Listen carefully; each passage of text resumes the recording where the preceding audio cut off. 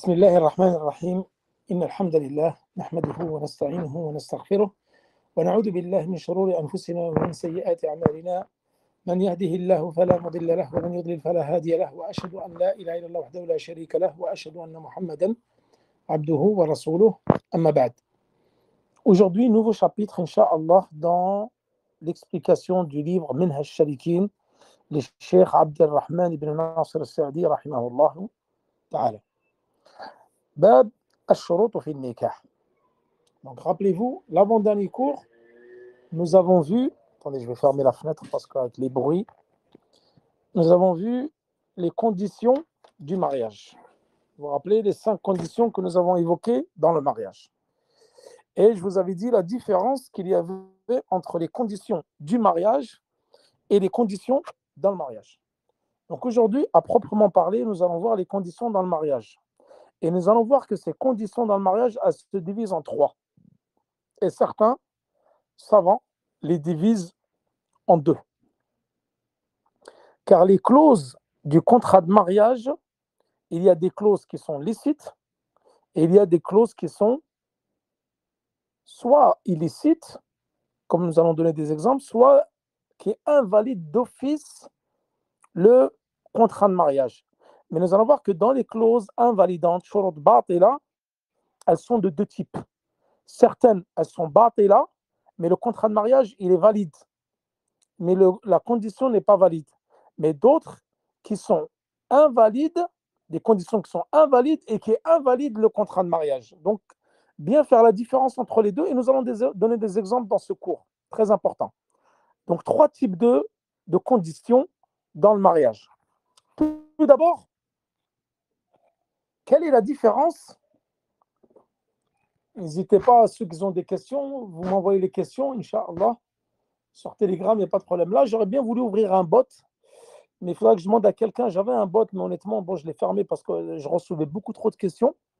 Mais là, je vais essayer de refaire un bot et on va l'ouvrir pendant le cours. Comme ça, vous envoyez vos questions en direct. Et comme ça, je pourrai répondre en direct pendant le cours. Ou sinon, je vais peut-être laisser 5 minutes après le cours pour poser des questions en direct, Inch'Allah. Surtout sur le mariage, c'est quand même un sujet qui est important et il est plus que d'actualité. Et que lorsqu'on va rentrer dans le chapitre sur le khul et le divorce, ça sera encore beaucoup plus d'actualité parce que beaucoup de questions me parviennent qui sont évoquées sur ce sujet-là. Maintenant, vous allez me dire, quelle est la différence entre shurut al-nikah et shurut fi al-nikah? Peut-être pour certains, la différence, elle semble pas claire. Je l'avais déjà évoqué lorsque j'avais évoqué les conditions du mariage. Donc, je vous invite à retourner au cours que j'ai déjà fait. Il y a 2 cours. Donc, les conditions dans le mariage, nous en avons vu 5. Aujourd'hui, les conditions dans le mariage, alors, la différence, les savants évoquent principalement 3 grandes différences. Shurut al-nikah wadi'uha huwa ash-shari'. Donc ça, vous pouvez le noter. Les conditions du mariage, c'est qui les a instituées? C'est qui les a instaurées? C'est les législateurs. Les législateurs, c'est qui? Allah subhanahu wa ta'ala. Donc, c'est des conditions ou dans le Coran ou dans la sunna du prophète sallallahu alayhi wa sallam. Donc ça, elles sont instituées par la législation. Ça, c'est les conditions du mariage.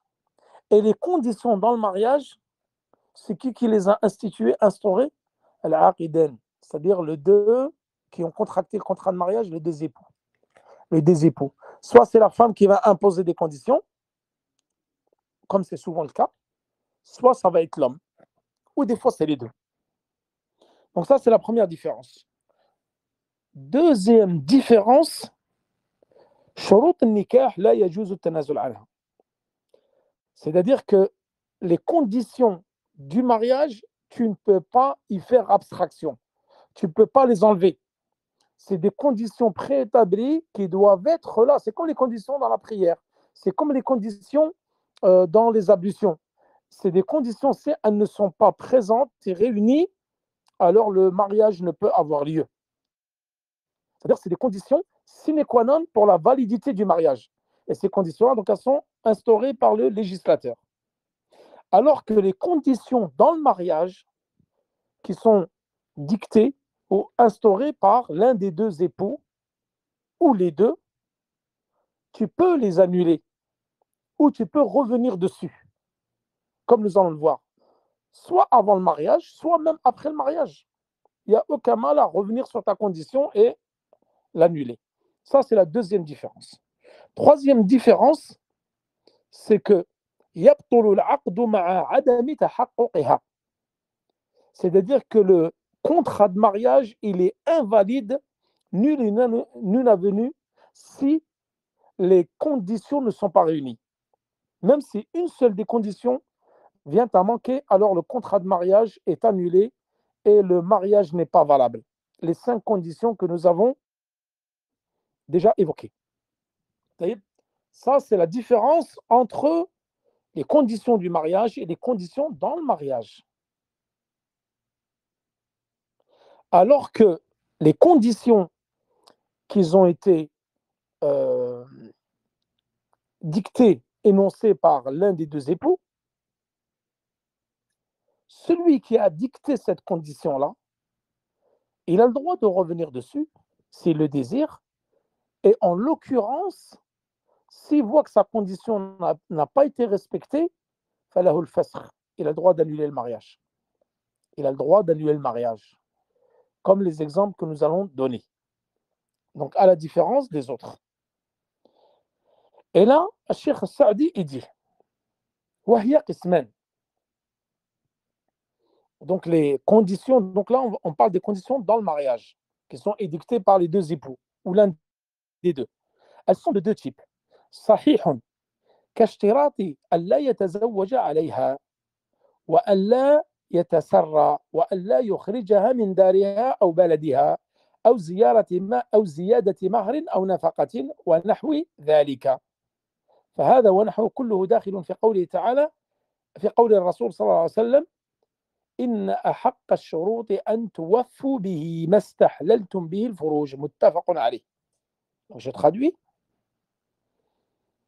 Les clauses du mariage, il s'agit donc de ces conditions qui sont imposées par l'un des deux conjoints à l'autre, ou l'un des deux ou les deux. Ces clauses sont de deux catégories. Des premières qui sont des clauses ou des conditions licites, donc valables et licites. Parce que c'est important de dire le mot licite, comme nous allons le voir, parce qu'il y a des conditions qui peuvent être valables, mais qui annulent, elles peuvent être vraies, mais qui peuvent annuler le contrat. Et il y en a certaines qui sont illicites, comme celle, par exemple, de permettre une chose illicite dans le contrat de mariage. Tout ça, ça va être clair pour vous lorsque je vais donner des exemples. Ces clauses-là licites, parce qu'il y a une différence entre les clauses licites et les clauses qui sont sahiha, c'est-à-dire valides, telles que celles qui stipulent que l'homme ne prendra ni co-épouse ni concubine. Ça, c'est la première condition. Une clause qui est sahiha, lazima, c'est-à-dire je viens demander la main d'une femme. Et ça, j'ai pas vu, mais j'entends beaucoup d'épouses avant cette condition-là. Donc, elles évoquent cette condition-là dans le mariage. Je me marie avec toi. On me dit c'est Salat el-Maghrib. Non, Salat el-Maghrib en France, c'est à 8h30. Et là, il est 9h. Donc, j'ai volontairement retardé mon cours après Salat el-Maghrib. Donc là, le Maghrib, ça dépend, vous êtes où.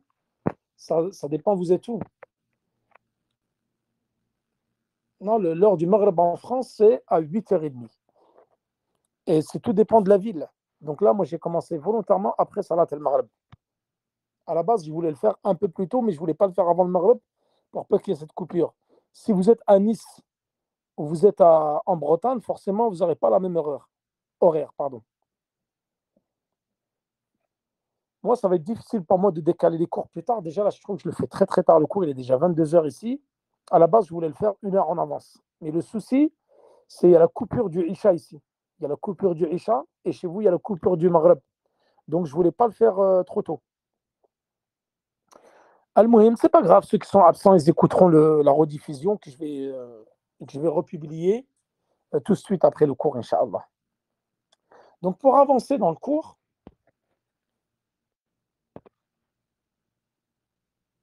d'accord. On me dit que oui, à 9h, c'est à Paris, le Maghreb à Paris, c'est à 9h, mais dans d'autres régions, c'est à 8h30. C'est tout dépend. Oui, je sais qu'il y a des gros problèmes d'horaire en France, il y a énormément de divergences entre d'une ville à l'autre, d'une région à l'autre, d'est en ouest, du sud au nord. Après, c'est compliqué pour moi. Je suis à Médine et nous, on a prié l'Isha, ça fait plus d'une heure. Donc, volontairement, j'ai attendu une heure juste pour que vous puissiez assister au cours après le Maghreb. Mais je ne pourrais pas le retarder plus. Donc, la prochaine fois, j'essaierai de faire le cours avant le Maghreb en France. Parce qu'après, moi, ça me fait trop tard ici de décaler le cours encore plus tard. Al-Muhim, c'est juste une petite parenthèse que je vais refermer. Ces clauses-là, l'épouse qui dit à son époux, pour revenir à notre cours, l'épouse qui dit à son époux,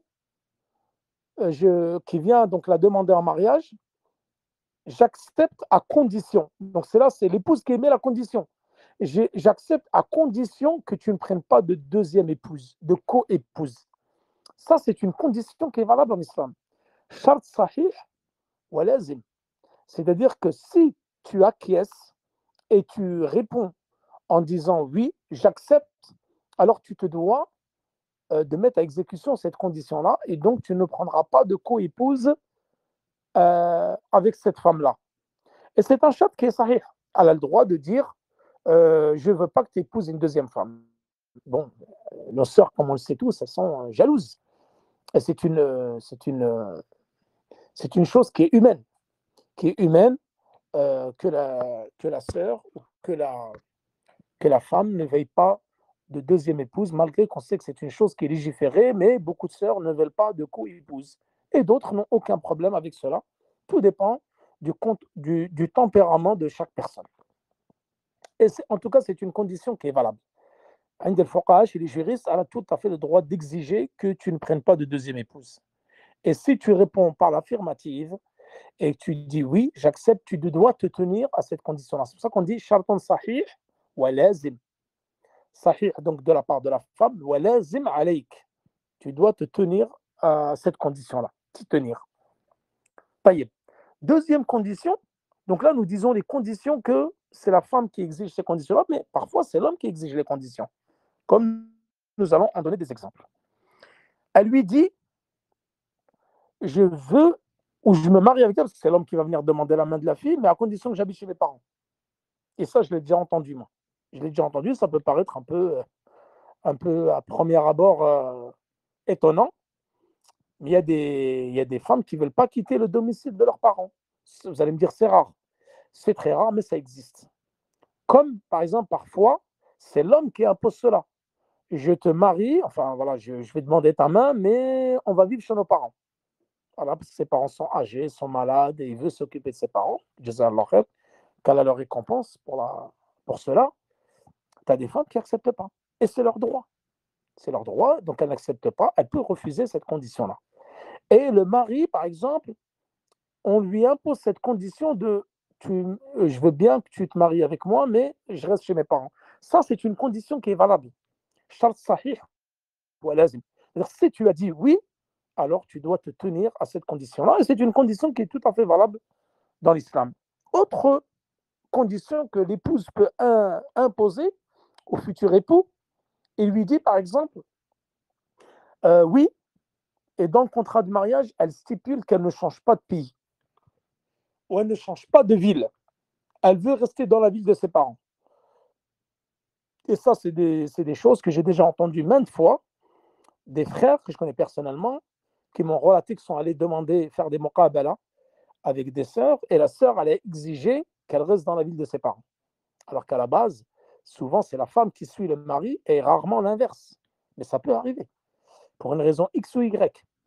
Mais là, par exemple, il y avait des sœurs, elles exigeaient de rester dans la ville de ses parents. Et le mari, lui, vient de loin, par exemple.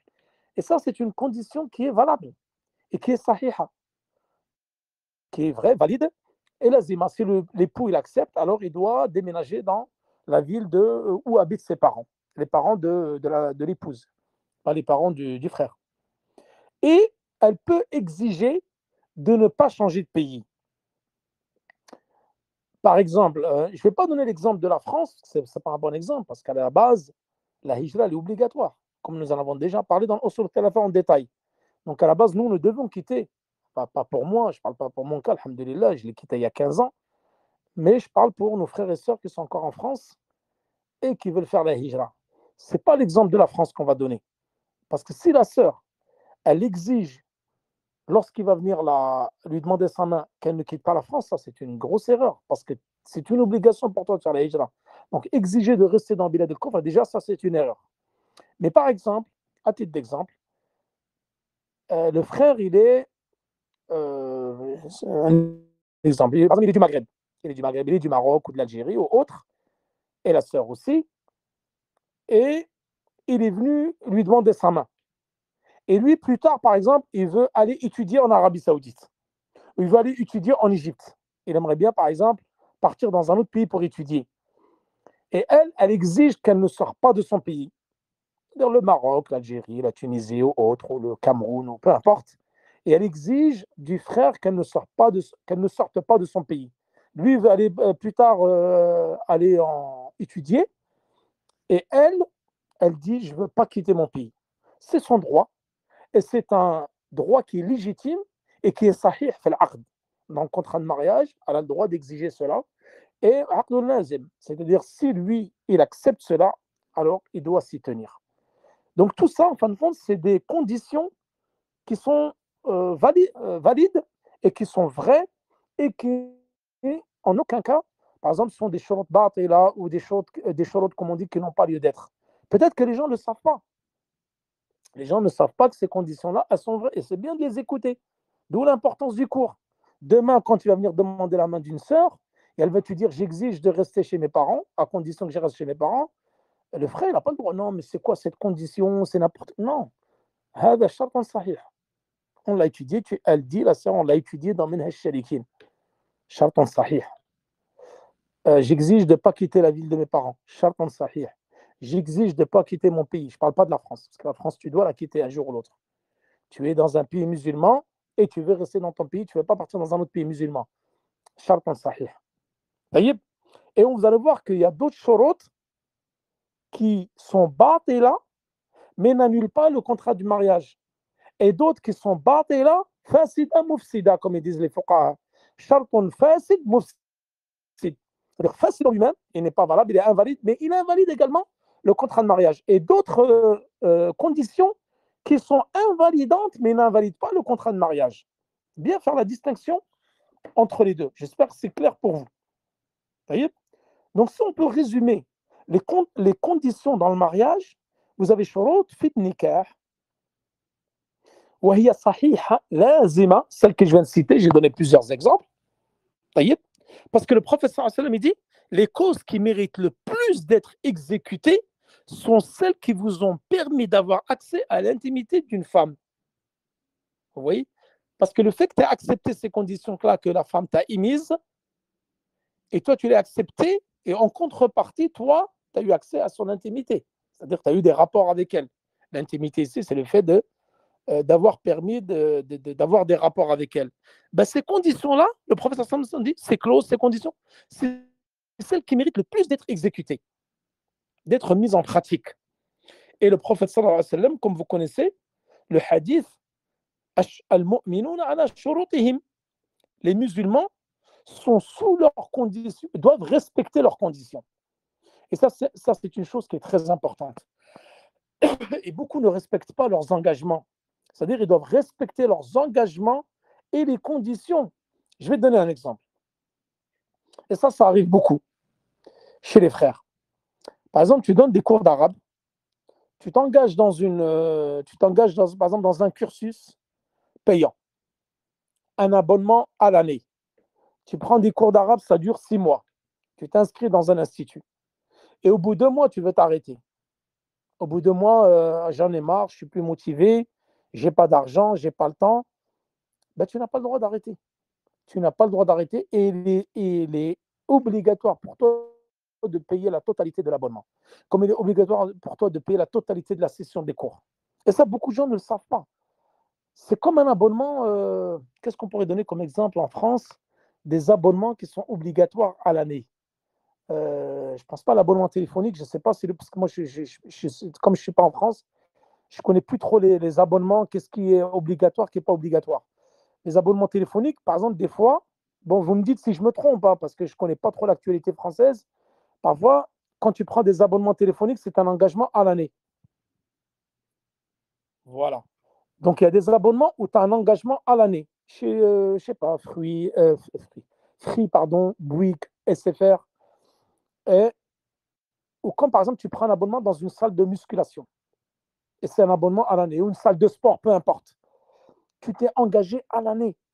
Tu n'as pas le droit de me dire au bout de 1 mois, en fait, j'ai plus le temps, je suis débordé, je suis plus motivé, je vais arrêter de payer. Généralement, de toute façon, quand tu payes à l'année ou par mois et tu ne peux plus, et tu n'as pas le droit.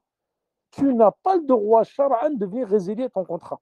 Tu n'as pas le droit. Et si tu dois résilier, tu dois payer les sommes qui restent. Et si tu vas arrêter, arrête.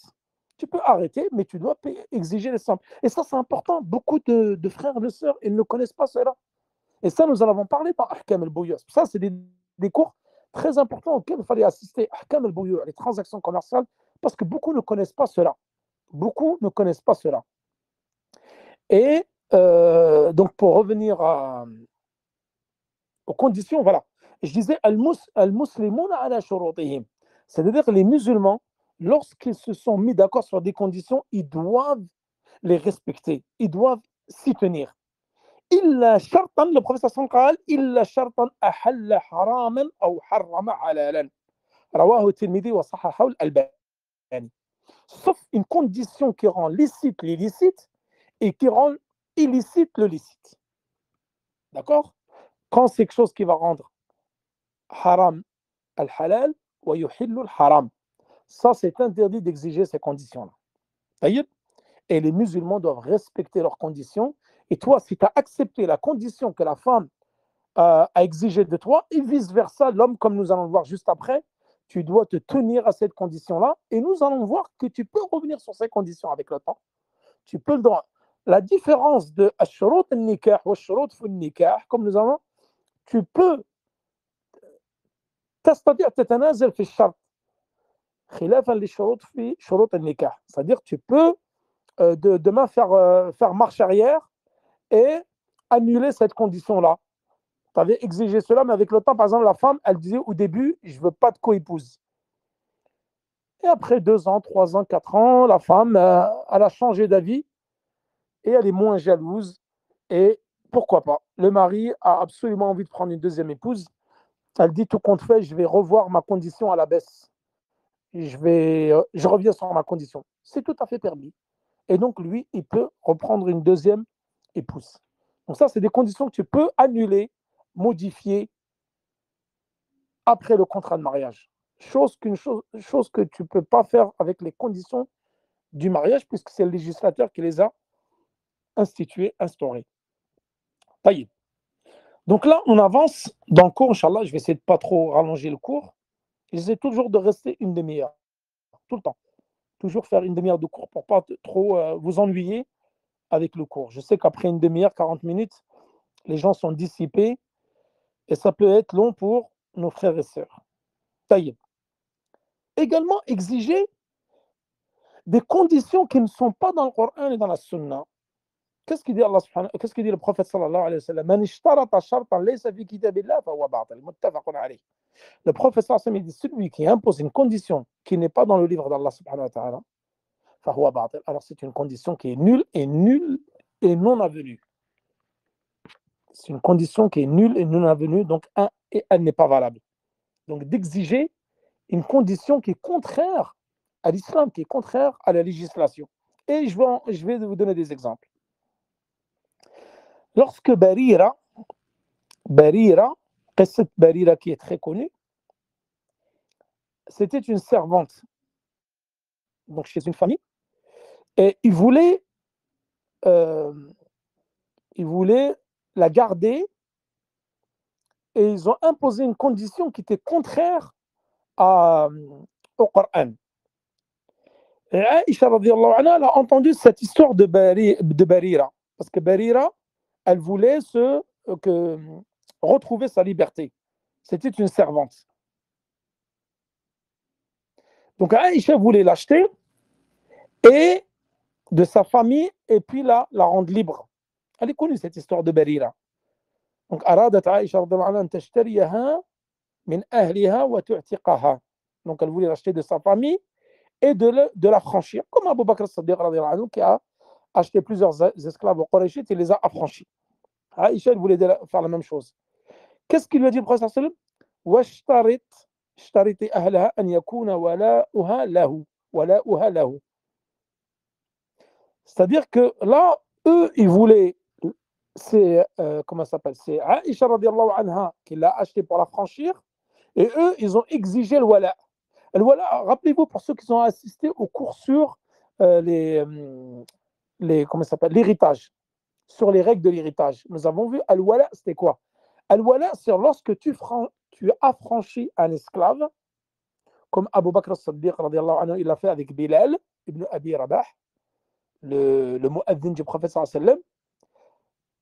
Ben, Bilal, demain, lorsqu'il a de l'argent, Abu Bakr as-Siddiq, il peut hériter de lui. C'est ce qu'on appelle al-wala.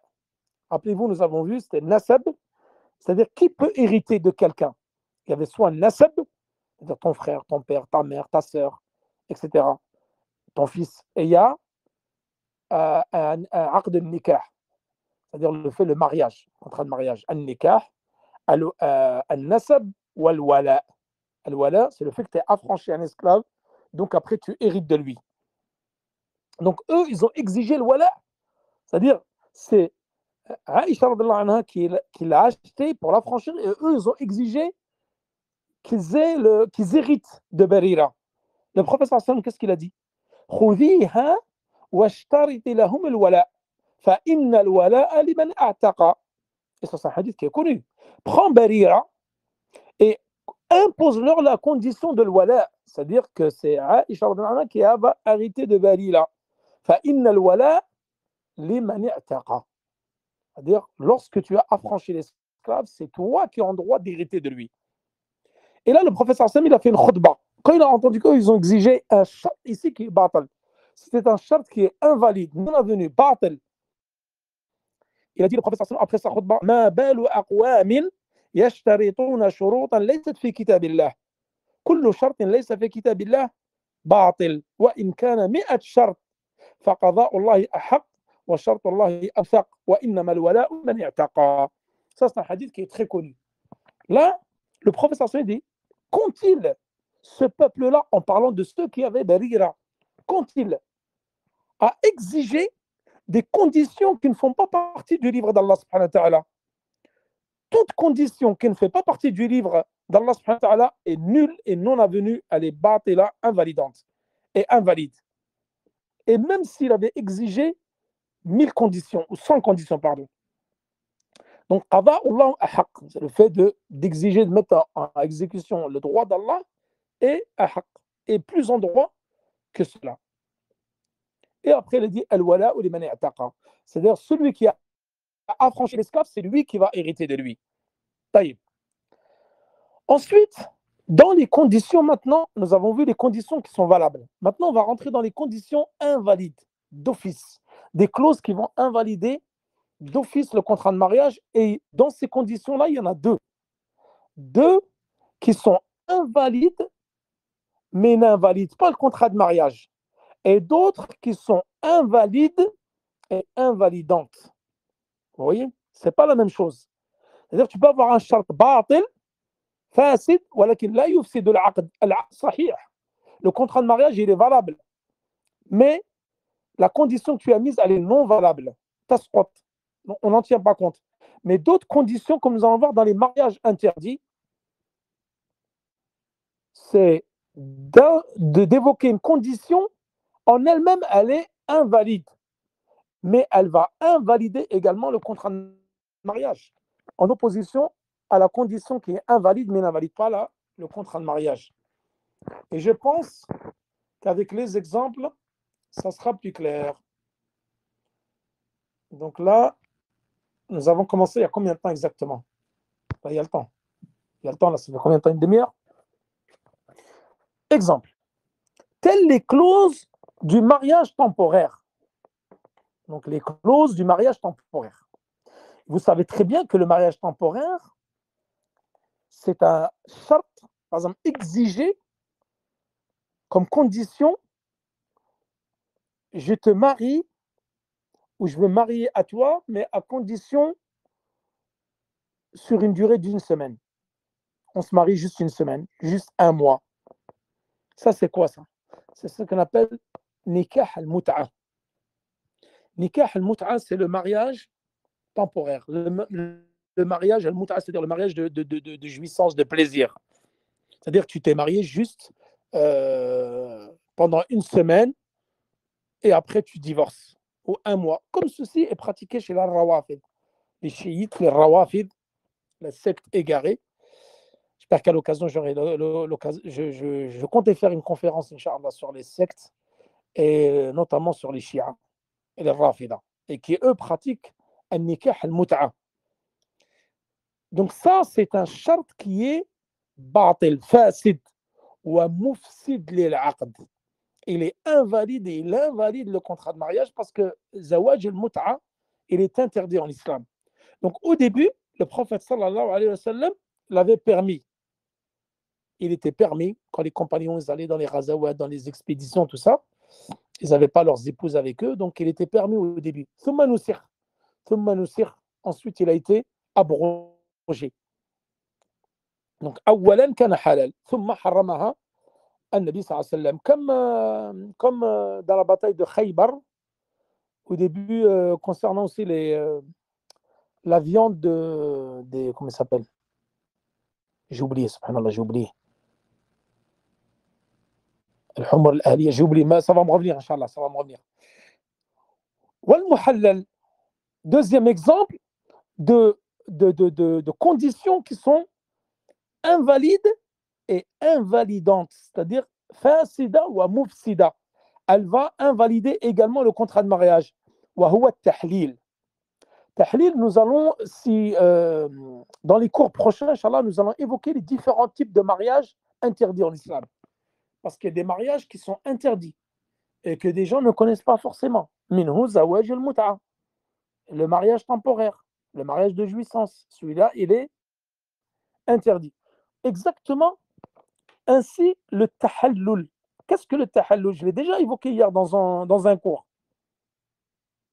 Le tahallul, c'est le fait de contracter un mariage afin de permettre à autrui de reprendre son ex-épouse.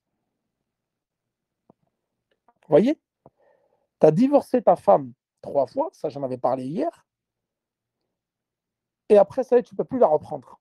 Et tu as regretté amèrement. Tu vas trouver quelqu'un, tu vas sûrement le payer, pour qu'il se marie avec ton ex-femme, et dans le but de la divorcer, et ensuite toi tu te remaries avec elle. Et ça, nous l'avons déjà évoqué hier. Ça s'appelle at-tahallul. At-tahallul, le fait de s'entendre avec quelqu'un pour qu'il se marie avec ton ex-épouse et que tu puisses la remarier derrière. Ça, c'est strictement interdit. وَلَعَنَ الْمُحَلِّلَ وَالْمُحَلِّلَ لَهُ. Allah subhanahu wa ta'ala, il a maudit celui qui fait cela et celui pour qui on fait cela. Al-muhallil wal-muhallila lahu.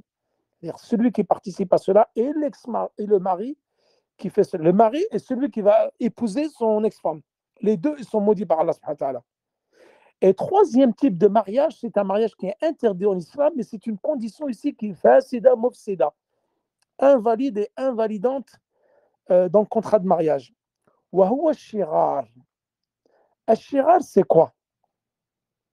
الشغار وهو أن يزوج موليته على أن يزوجه الآخر موليته ولا مهر بينهما. C'est moi j'ai une fille et toi tu as une fille. طيب.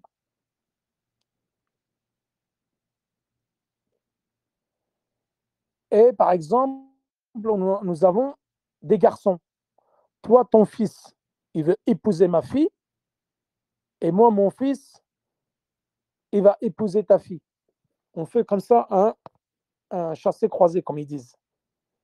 Je te donne ma fille, et tu me donnes ta fille, et en échange, il n'y a pas de dot entre nous.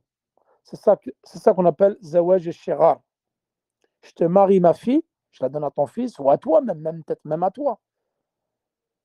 Et tu me donnes ta fille, ou tu la maries à ton fils, mais il n'y a pas de dot entre nous. Donc ceci est interdit. Et ça fait partie des clauses invalides d'office. Elles sont invalides et invalident le contrat du mariage. Et nous allons voir qu'il y a des clauses qui n'invalident pas le contrat du mariage, mais qui peuvent être batila.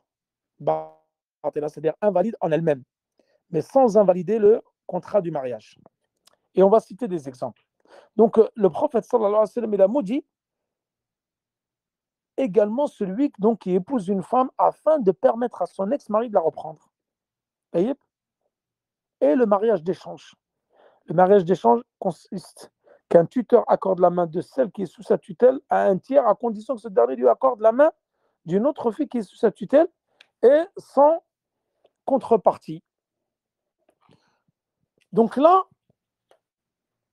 nous avons évoqué la plupart des shurut, donc qui sont batila ou fasida, mufsida. D'accord, là, donc je vais vous donner plusieurs exemples. Et là, je vais donner des exemples de conditions qui sont fasida, mais qui n'invalident pas le contrat du mariage.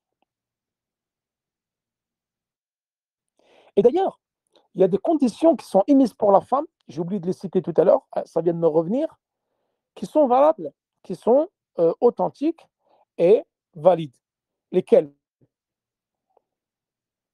C'est le fait, par exemple, d'exiger un surplus dans le mahr, dans la dot. C'est-à-dire la femme, par exemple, elle a fixé une dot, enfin, c'est pas elle, c'est souvent le tuteur, il va exiger une dot, par exemple, c'est un exemple fictif, 1000 euros.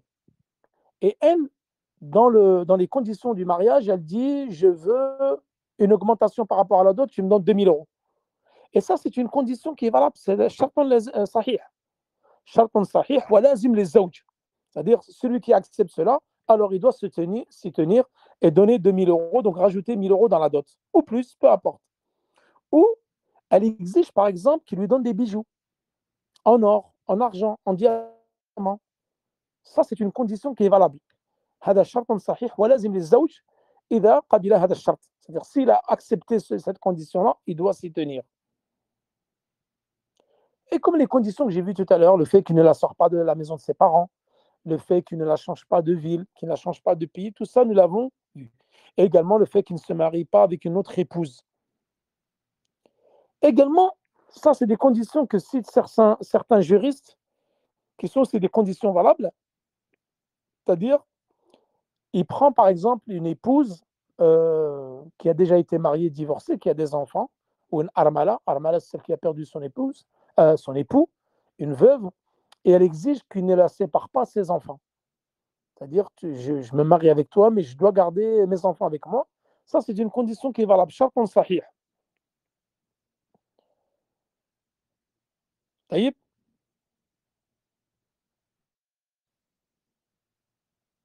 Ensuite, un exemple de condition. Certains disent que cette condition-là est valable, d'autres ils disent non. C'est par exemple le mari, et il émet comme condition pour se marier avec cette fille-là qu'il ne donne pas de dot. Qu'il ne donne pas de dot. Certains ont dit que cette condition était valable. Mais nous allons voir que la dot, ça, Inch'Allah, c'est dans 2 cours. Nous allons voir dans 2 cours, Inch'Allah, que la dot fait partie du contrat de mariage. Et nous ne l'avons pas évoqué dans les conditions du mariage. Nous allons voir que c'est Al-Mahr, je l'ai évoqué, mais lui, il dit qu'il n'y a pas de mahr, c'est-à-dire qu'il exige dans le contrat de mariage qu'il n'y ait pas de dot. Certains ont dit que cette condition, elle est non valable, mais elle n'invalide pas le contrat de mariage. La condition en elle-même, elle n'est pas valable. Mais s'il a évoqué cette condition-là, son mariage il est valide, mais la condition elle tombe, on ne la met pas en pratique. Donc هذا شرط فاسد ولكن غير مفسد, c'est-à-dire il n'invalide pas le contrat de mariage. Et donc les conditions pour finir, Inch'Allah, pour ne pas faire trop long, et je vais finir avec ceci, les conditions qui sont donc fasida mufsida, أي التي تبطل النكاح, عقد النكاح, donc celle qui va invalider le contrat de mariage. Je les avais déjà cités, comme zawaj al-mut'a, comme shirar, comme tahallul, donc tout ça, je l'ai déjà évoqué.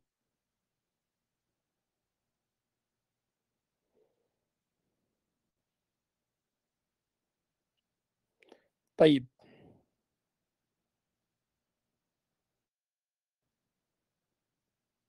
Et les deux, par exemple, que zawaj al-shirar, je te marie la fille qui est sous ma tutelle, tu me donnes la fille qui est sous ta tutelle, mais tu ne donnes pas de dot. Ça, par contre, c'est dans les conditions qui sont invalides et qui invalident le contrat du mariage.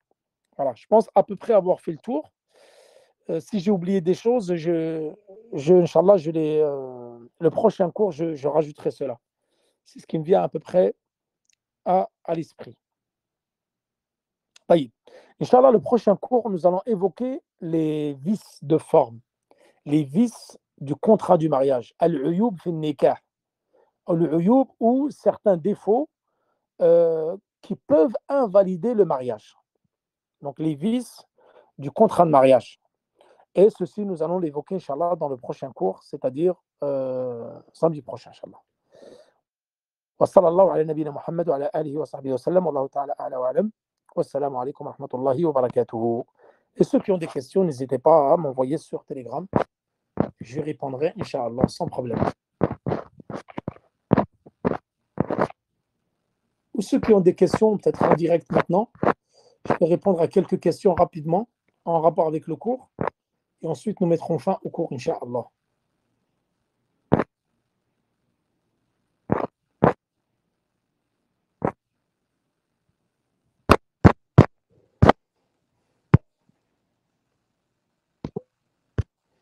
طيب نعم. نعم. Allô? نعم. Allô, salam alaikum. عليكم السلام ورحمة الله وبركاته. C'est juste pour poser une question, c'est un rapport avec le mariage. C'est comme chez nous, dans notre culture maghrébine, ben, il y a la fetha en fait. Les gens ils font la fetha. Et c'est pour comment on peut. C'est pas légiféré, c'est une innovation. Ouais, c'est pas légiféré, je sais, mais comment on peut convaincre les parents?